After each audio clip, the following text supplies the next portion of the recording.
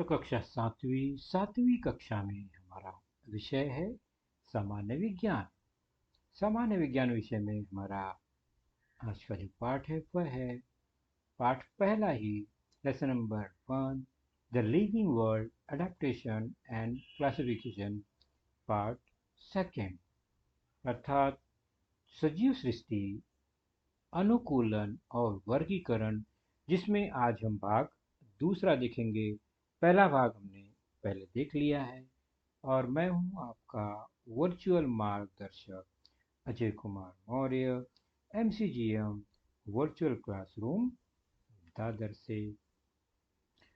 तो हमने अपने पिछले लेसन में देखा कि हमारे इस सजीव सृष्टि में सजीवों की बहुत विविधता पाई जाती है, जिनमें हमने वनस्पतियों की विविधता से संबंधित उनके अनुकूलन को देखा।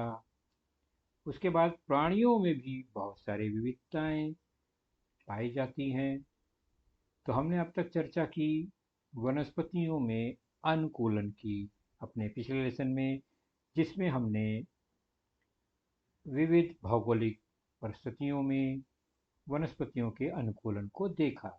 जलीय देखा, पानी में रहने वाले वनस्थलीय, हिम प्रदेश, घास स्थल, वनाच्छादित, और फिर भोजन के लिए किस तरह वनस्पतियां स्वयं पोषी से परपोषी बन जाती हैं, मांसाहारी बन जाती हैं, उसका भी उदाहरण हमने देखा।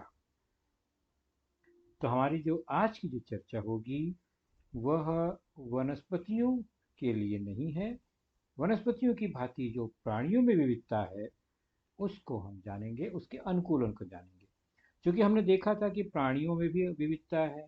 बहुत से प्राणी एक कोश की होती हैं, तो बहुत बहुकोश की है, कुछ पृष्ठवंशी तो कुछ अपृष्ठवंशी, यानी रीढ़ की हड्डी वाले, बिना रीढ़ की हड्डी वाले।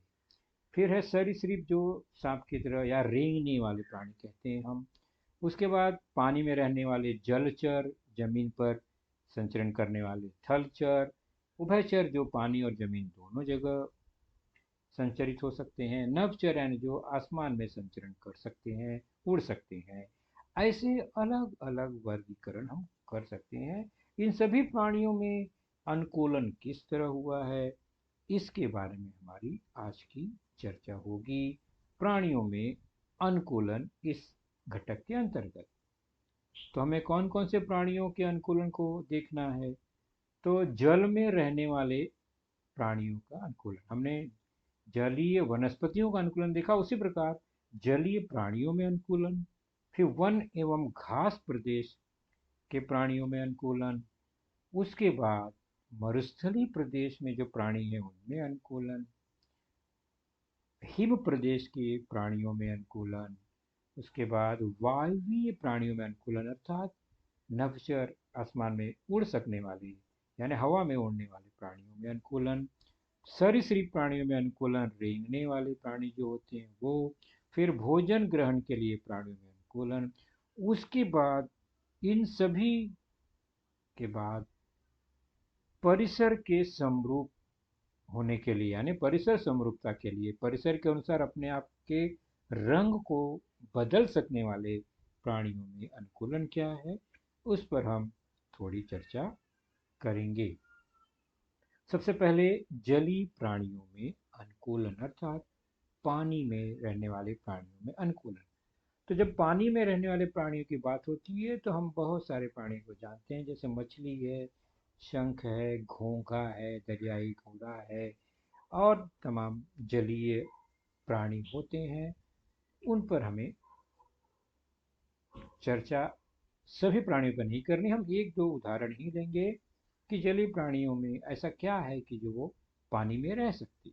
हम पानी में क्यों नहीं रह सकते हैं, हमें सांस लेना है, हवा में सांस लेते हैं, फेफड़े द्वारा सांस लेते हैं, फेफड़े में पानी जा सकता है तो हमारी मृत्यु हो जाएगी। तो पानी नहीं जाना चाहिए शरीर फेफड़े के अंदर, तो सांस कैसे ले, हमारे पास कोई ऐसी रचना भी नहीं है कि हम पानी में सांस ले सकें। तो इसका मतलब जलीय प्राणियों में कुछ न कुछ विशेष बात है जो कि वह पानी में सांस ले सकती हैं, लेकिन हवा में सांस नहीं ले सकते क्योंकि उनके पास हो सकता है फेफड़ा ना हो। तो इस तरह से अलग अलग जगह भौगोलिक परिस्थिति में अनुकूलन दिखाई देता है। तो ये है मछली। अब मछली को अगर हम ध्यान से देखें तो उनका आकार सकरा है आगे से, यानी वो आसानी से पानी को काटते हुए पानी के अंदर जा सकती हैं, संचरित हो सकती हैं, तैर सकती हैं। इसी को ध्यान में रख के नाव का आकार भी बनाया जाता है। क्योंकि मछलियां आसानी से तैर सकती हैं तो नाव भी इसी रचना से आसानी से पानी के अंदर पानी को काटते हुए आगे बढ़ सकता है, इसके सकरे आकार के कारण। उसके बाद अगर हम ध्यान से देखें तो मछली में सांस लेने के लिए नाक की जगह गलफड़े होते हैं।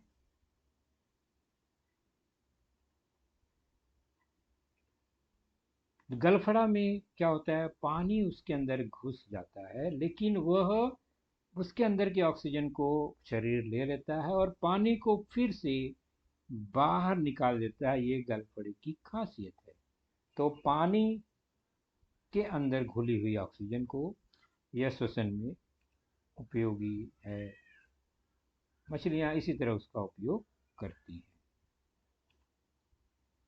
और आंख के ऊपर जो पलक है उस पर पारदर्शी होती है उसकी पलकें, यानी पानी उसके अंदर नहीं जाता, तो वह पानी में भी देख सकती हैं आँख खोलकर, क्योंकि पलकें जो है वो ट्रांसपेरेंट है, पारदर्शी है। हमारी आपकी पलकें हम बंद कर लेते हैं, हमको कुछ दिखाई नहीं देता है, लेकिन उनकी पलकें बंद होने पर भी वह देख सकती हैं उसके आर पार। तो ये आँख है। इस तरह की पलकें हों अगर तो वो देख नहीं पाएगी, लेकिन उसकी पलकें इस तरह नहीं है, पारदर्शी है, तो वो उसके आर पार से वह देख पाती है। तो पलकें पारदर्शी होती हैं, गलफड़े हैं। हम मछली की बात कर रहे हैं विशेष तौर पे। और इनके शरीर पर त्वचा के बदले शल्क होते हैं, तैरने के लिए विशेष पर बने होते हैं।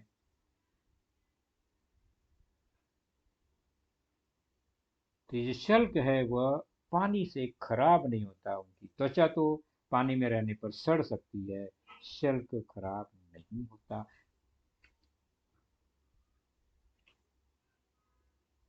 और उसके पर होते हैं दिशा बदलने के लिए, तैरने के लिए।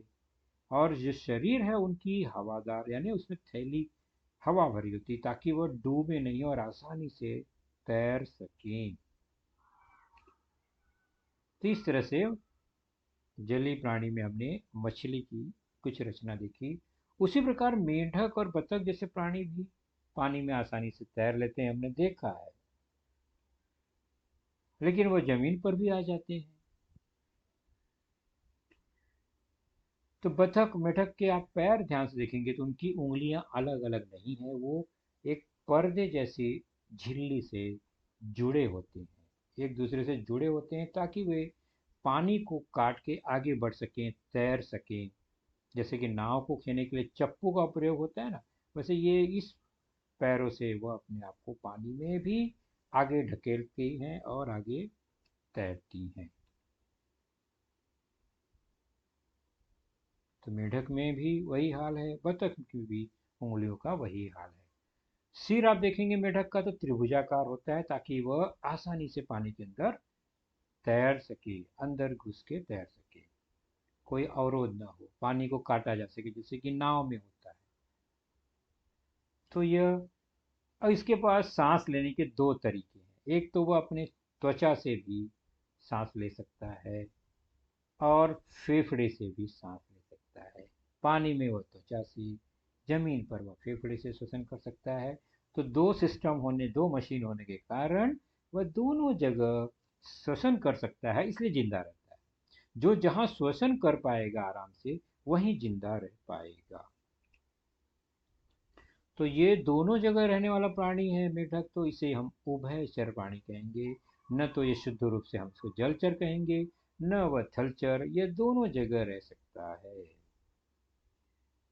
तो इस तरह से इसमें यह अनुकूलन हमें दिखाई दिया।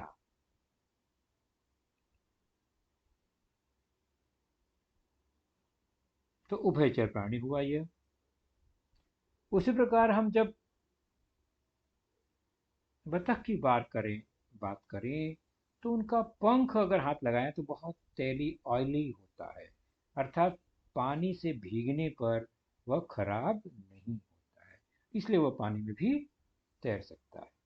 चलिए दूसरा देखेंगे, भौगोलिक परिस्थिति है वन और घास के प्रदेश, उनमें रहने वाले प्राणी कैसे हैं। तो चूंकि वन और घास वाले प्रदेश में हम बहुत सारे प्राणी को देखते हैं, जंगली प्राणी कहते हैं हम सामान्य तौर पर इन्हें।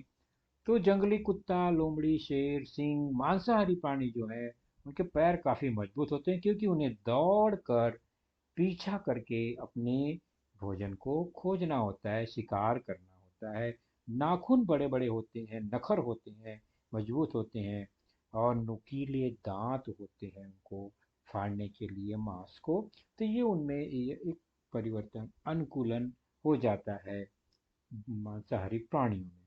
हम शेर की बात करें ध्यान से, तो शेर के पैरों के तलुए गद्दीदार होते हैं, जहाँ सामान्य तौर पर सभी शिकारी प्राणी के गद्दीदार होते हैं। चलने पर कोई आहट नहीं आती, आवाज नहीं होती, और वह आसानी से भक्ष्य के शिकार के पास पहुंच जाती है। और खास बात ध्यान से देखें, देखिए ये उनका पैर नीचे गद्दी नुमा है, तो चलने पर आहट नहीं होती, और भक्ष्य शिकार धोखा खा जाता है। उसी प्रकार इसकी आंखों पर ध्यान दें तो उसके कपाल के दोनों ओर आंखें सामने दिखाई दे रही हैं। तो वह दूर तक देखने के लिए, लंबी सीधे दूर तक देखने के लिए यह आंख बहुत उपयोगी है। तो सिर के बाहरी ओर होता है, वह दूर तक भक्ष्य को देख सकता है।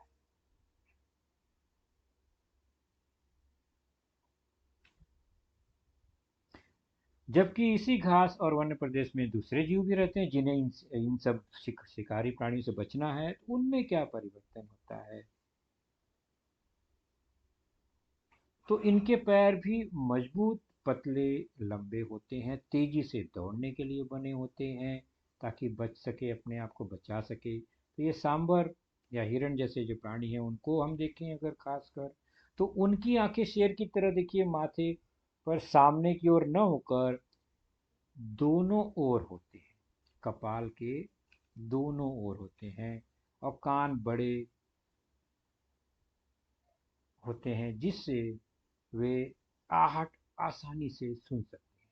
तो आंख जो है कपाल के नीचे बगल में होता है, तो उसे वो दाएं बाएं दूर तक का एरिया देख लेते हैं, केवल सामने का ही नहीं दिखता उन्हें, लेफ्ट राइट का भी दूर तक का दिखाई देता है, इसलिए वो अपने आप को बचा सकते हैं शत्रुओं से।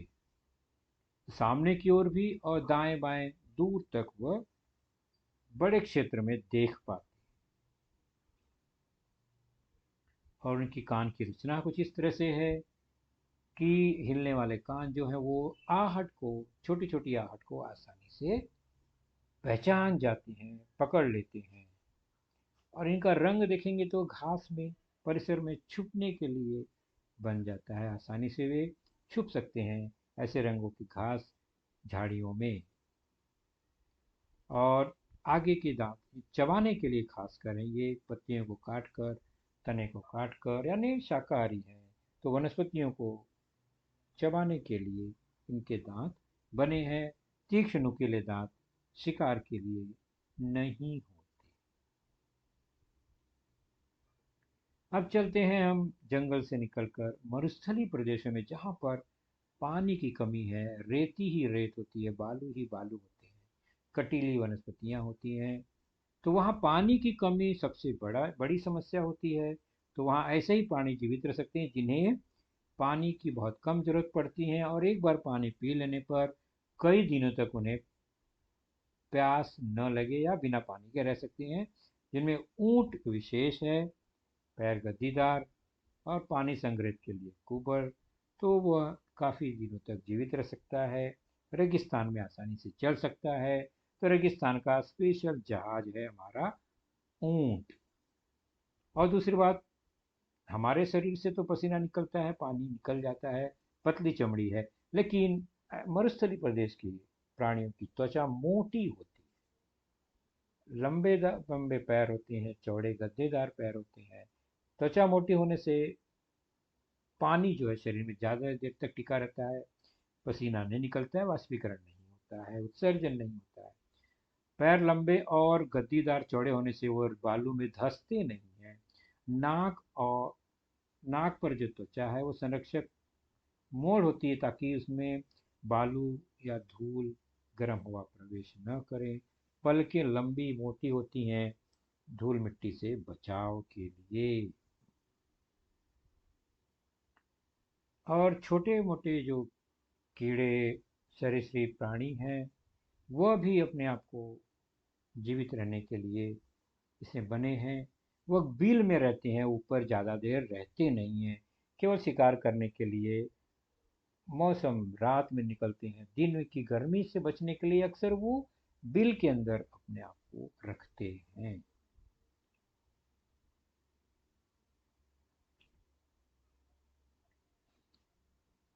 तो रेगिस्तानी गिरगिट है, बिच्छू है, मकड़ी है, सांप है, ये सब प्राणी सामान्य तौर पर बिल बनाकर जमीन में रहते हैं और रात में ही निकलते हैं।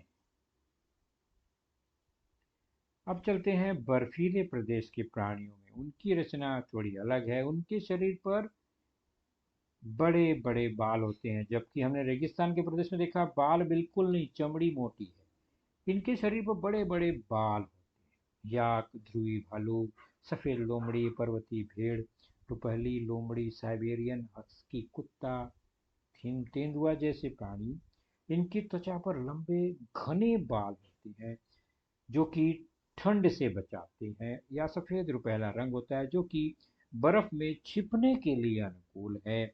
तो इस तरह से इन प्राणियों में अनुकूलन दिखाई देता है। उसके बाद चलेंगे वायवीय प्राणियों में क्या अनुकूलन है।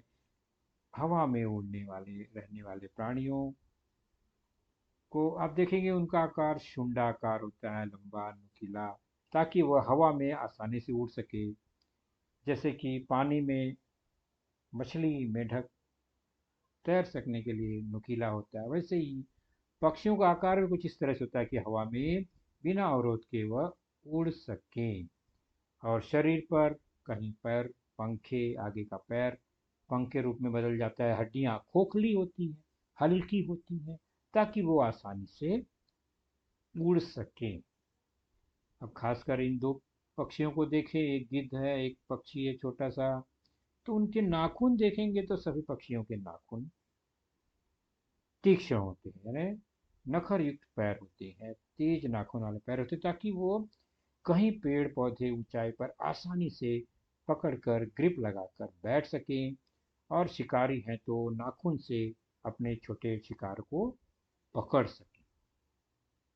तो नखर युक्त पैर होते हैं, ये खास बात है हर वायुवीय प्राणियों में। उसी प्रकार चमगादड़ जैसे कुछ प्राणी ऐसे भी हैं, पक्षी ऐसे हैं जो कि उनके अगले पैर जो है वो, पिछले पैर जो है पंख के रूप में होते हैं और हव लटकने के हिसाब से बने होते हैं, इसलिए वो पेड़ पर उल्टा लटक जाते हैं। तो चमगादड़ के अगले पैरों की उंगलियों के पर्दे होने के कारण वह उड़ सकता है, यानी उनकी उंगलियां पर्दे से जुड़ी होती हैं, उन्हें ऐसा पर्दा पंख जैसा नजर आता है, उसी के सहारे वो तेजी से उड़ती हैं।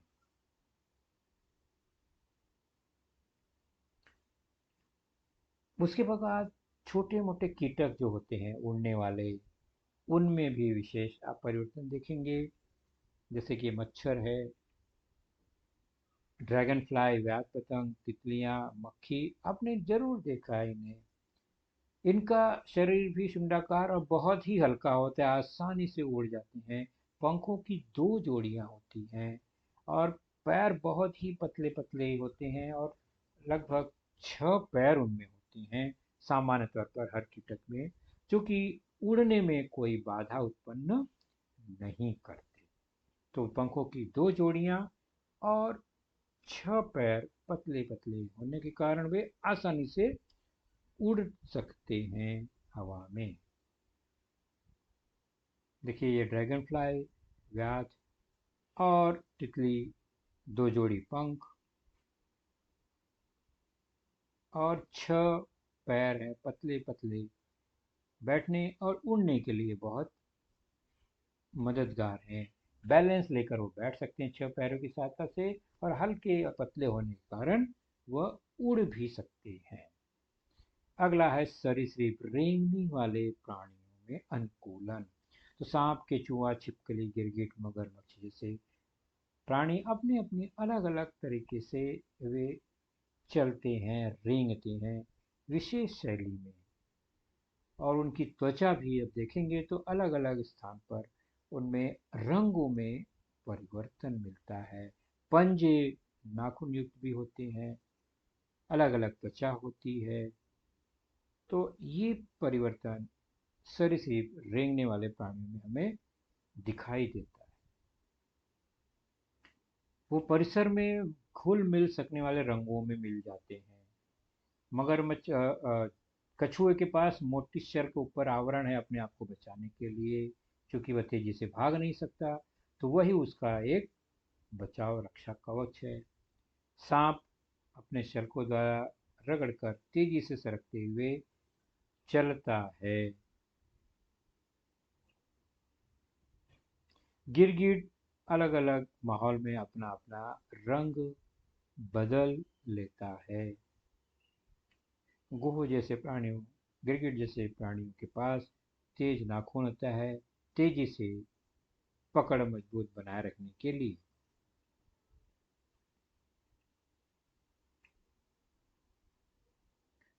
मगरमच्छ भी सरीसृप में ही है, एक तरह से रेंग कर चलने वाला प्राणी है, तैरता भी है, रेंग कर चलता है। पूंछ की सहायता से वह पानी में तेजी से तैरता है। तैरने के लिए उसका जो निचला हिस्सा है स्मूथ, नरम होता है, बहुत आसानी से वो तैर सकता है। अब देखते हैं भोजन ग्रहण के लिए प्राणियों में भी अनुकूलन हुआ है। तो भोजन ग्रहण करने के हिसाब से प्राणी 2 प्रकार के हो सकते हैं, एक तो शाकाहारी प्राणी, दूसरे मांसाहारी प्राणी।